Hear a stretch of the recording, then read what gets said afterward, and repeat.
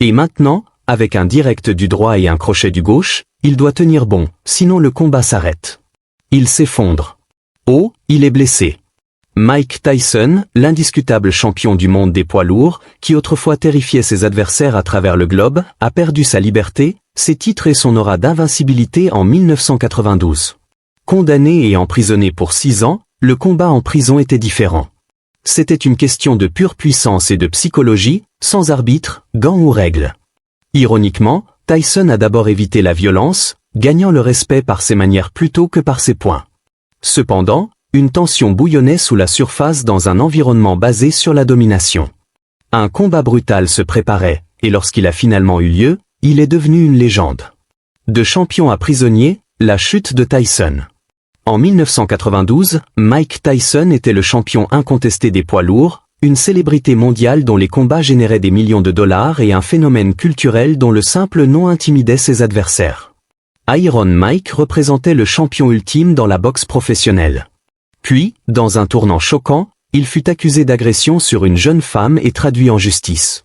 Le monde entier observait, retenant son souffle, tandis que l'un des boxeurs les plus adulés de la planète tombait en disgrâce.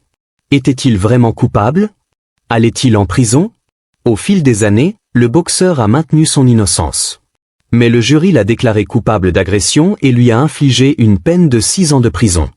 Du jour au lendemain, l'homme qui se produisait dans des arènes bondées a troqué les lumières éclatantes de Las Vegas pour les murs froids d'une cellule dans une prison de l'Indiana.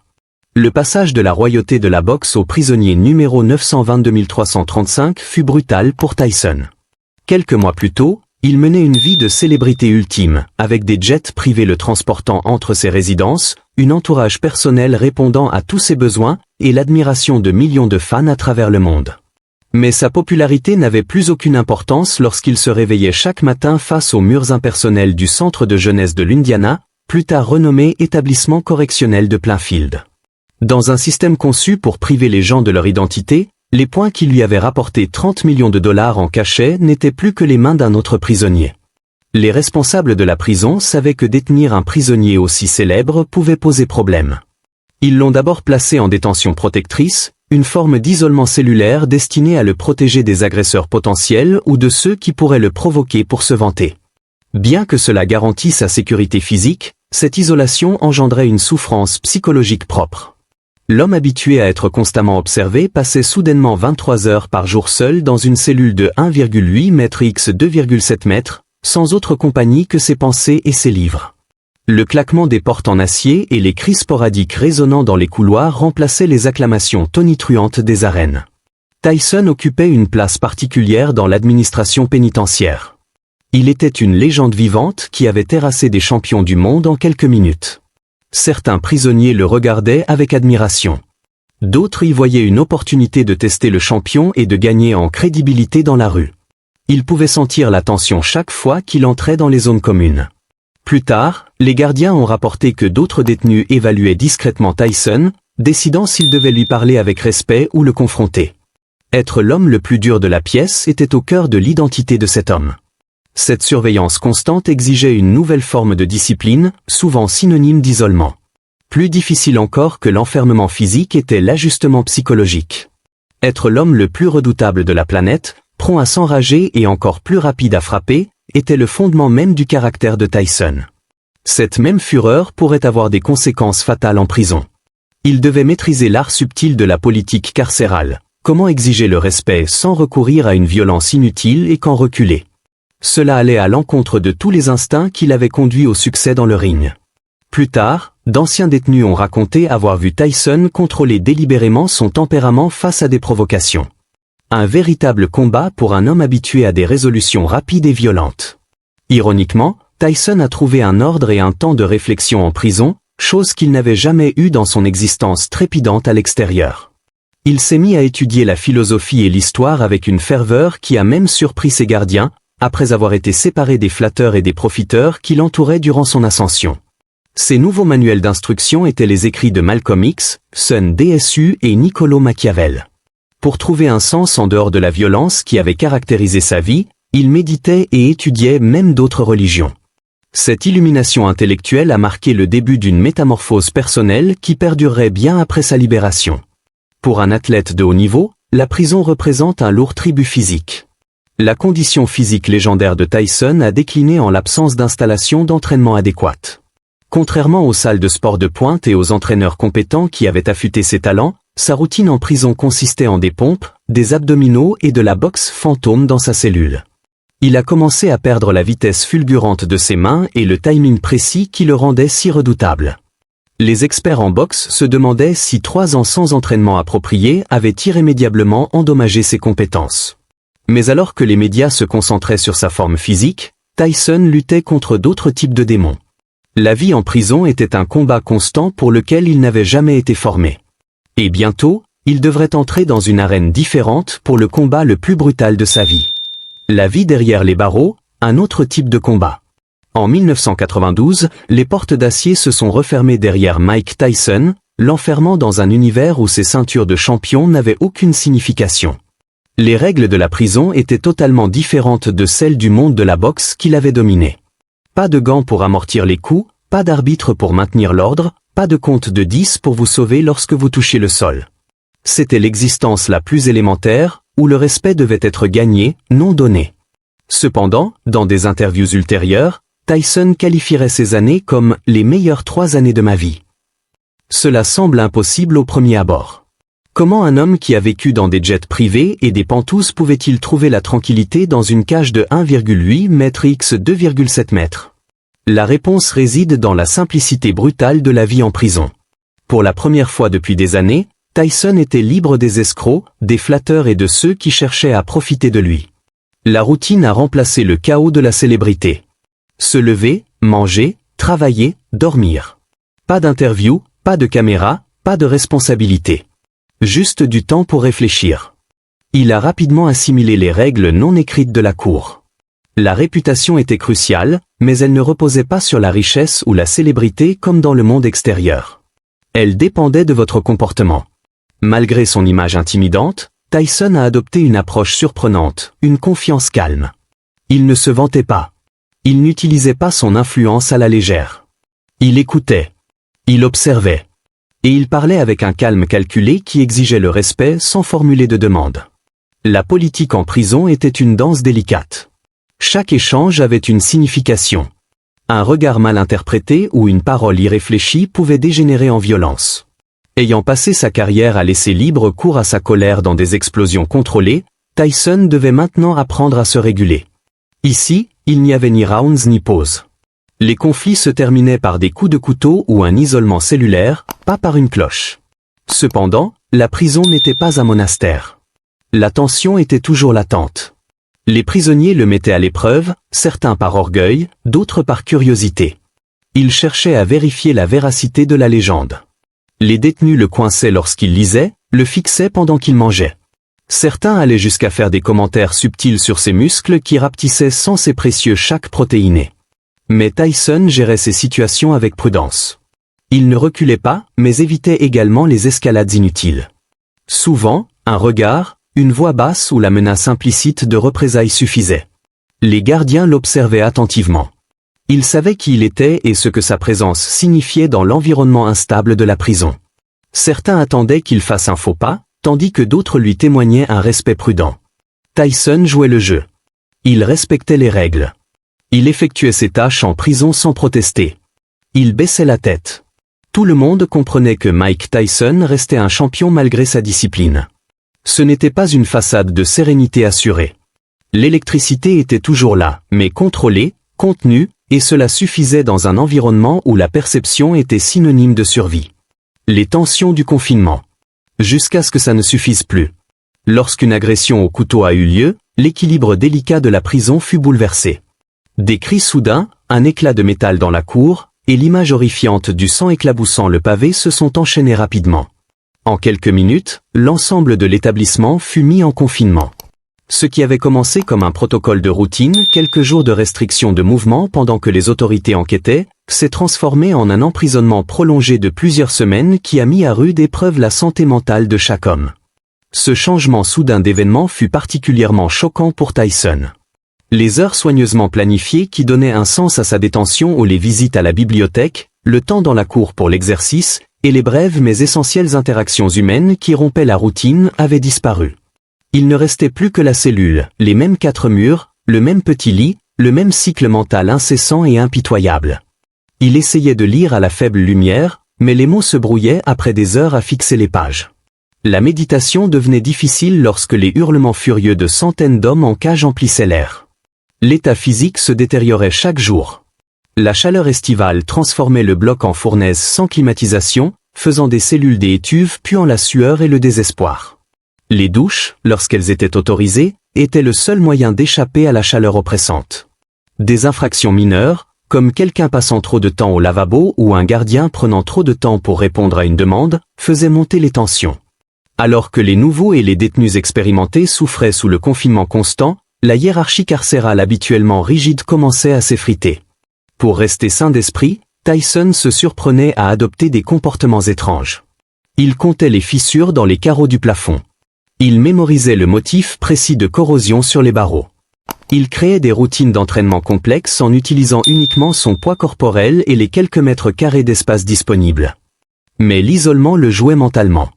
Les heures ou les minutes lui échappaient lorsqu'il se réveillait d'un sommeil agité. Dans la monotonie constante de la vie quotidienne, les lignes séparant les rêves de la réalité devenaient floues.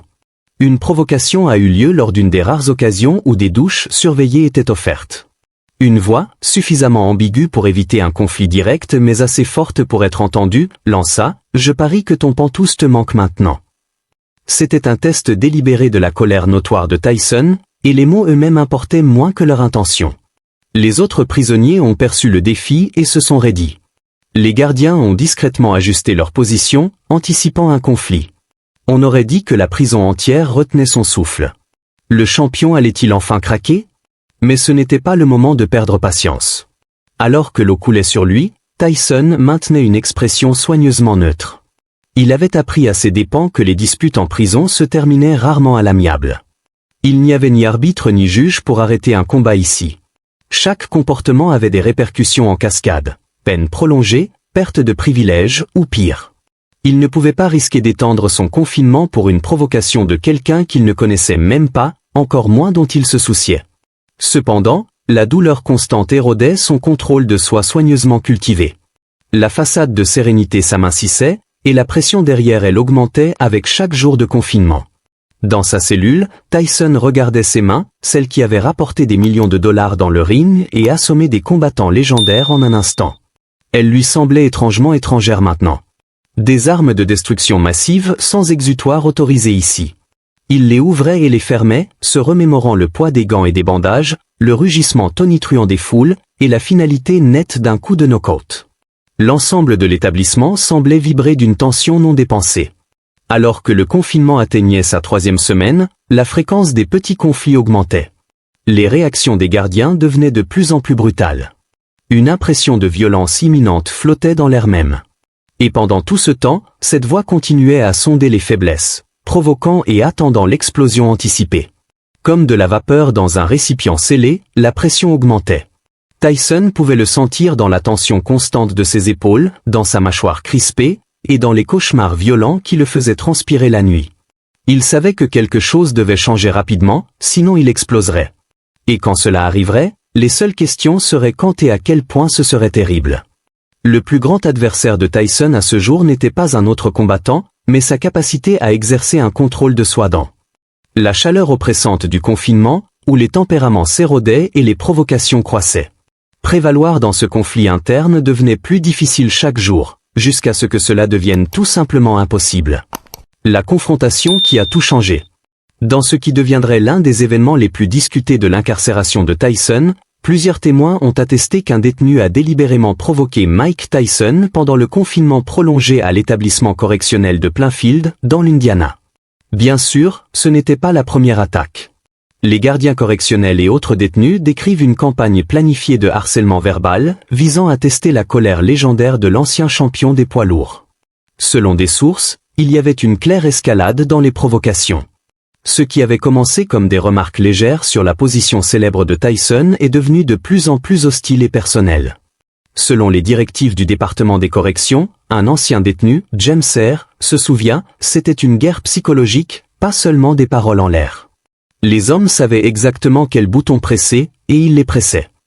Ils ont commencé par le narguer à propos des privilèges qu'il avait perdus lorsque le jury l'avait déclaré coupable. Les hôtels de luxe, les limousines, l'argent, les femmes. Puis ils sont passés à sa condition physique. Ces points étaient-ils toujours aussi puissants après tout ce temps en prison? Pourquoi ne les montrait-il pas? Plaisantait-il. Le comportement de Tyson a changé de manière significative à ce moment-là. Selon le rapport d'incident du gardien correctionnel Mark Tinsley, qui travaillait dans le bloc cellulaire, le détenu Tyson montrait une tension physique inhabituelle pendant les périodes de déplacement, indiquait le rapport. Le sujet serrait les poings lorsqu'il passait devant certains individus dans le couloir.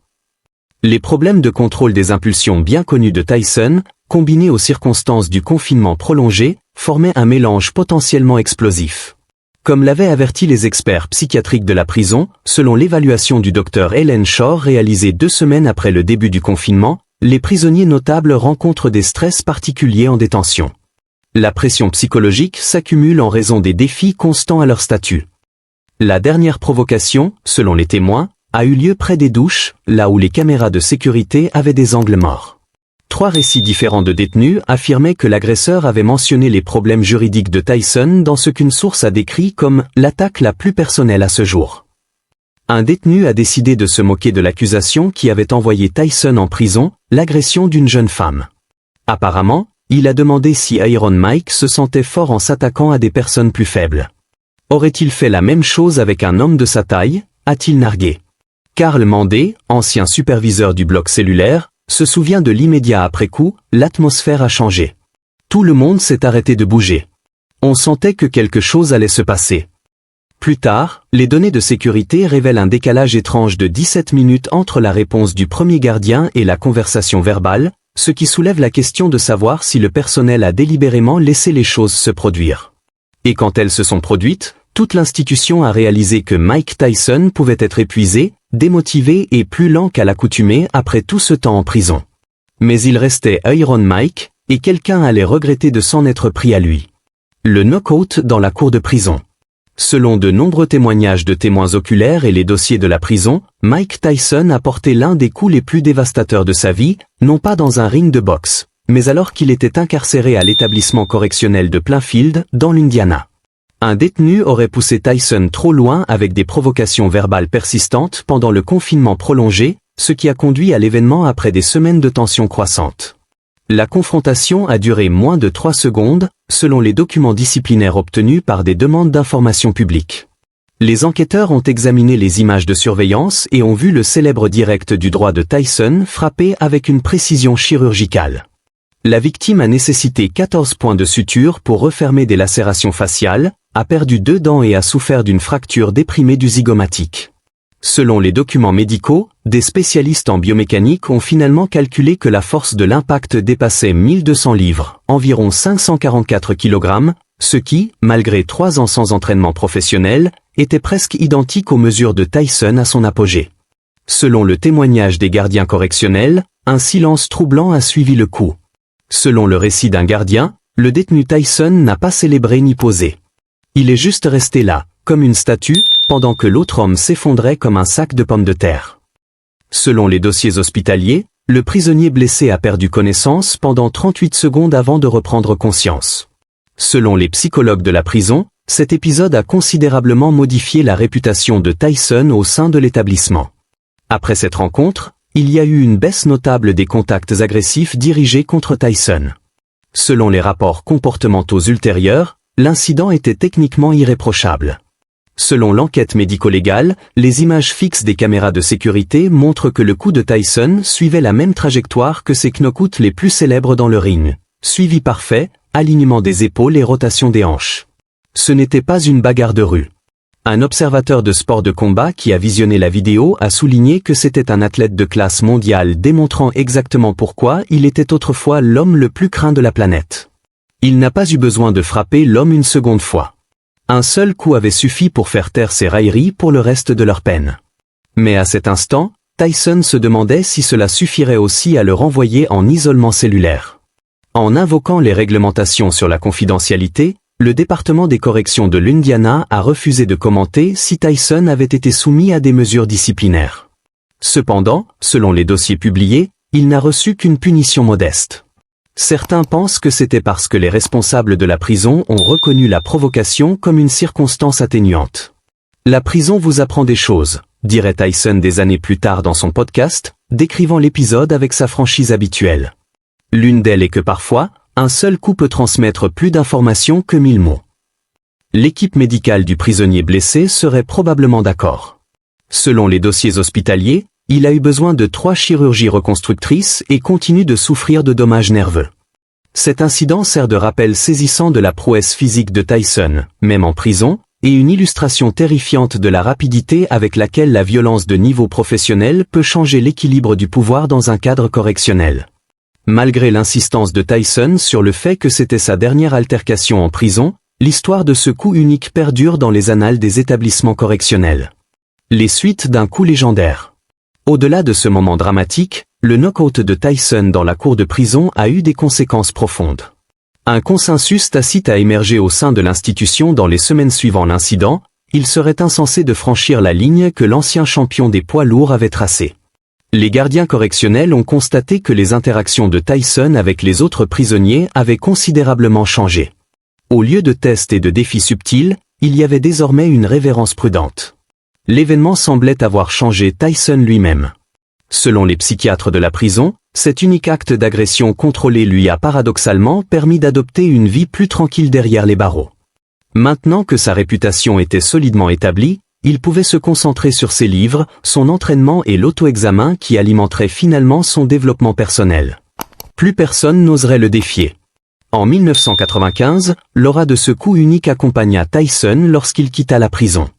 Alors qu'il effectuait l'un des retours les plus spectaculaires de la boxe, cela devint une partie de son mystique et un rappel aux adversaires que l'homme qui pouvait arrêter des combats d'un seul coup dans le ring pouvait le faire sans gants ni officiel. Dans la préparation de ces combats, les promoteurs faisaient des allusions subtiles à cet incident, donnant l'impression que défier Tyson n'était plus qu'un simple défi athlétique, c'était un risque corporel de haut niveau. Des décennies après les événements dans cette cour de prison, cet épisode reste un point pivot dans la réputation complexe de Tyson. Il révélait la nature fondamentale de l'homme, sous son introspection et son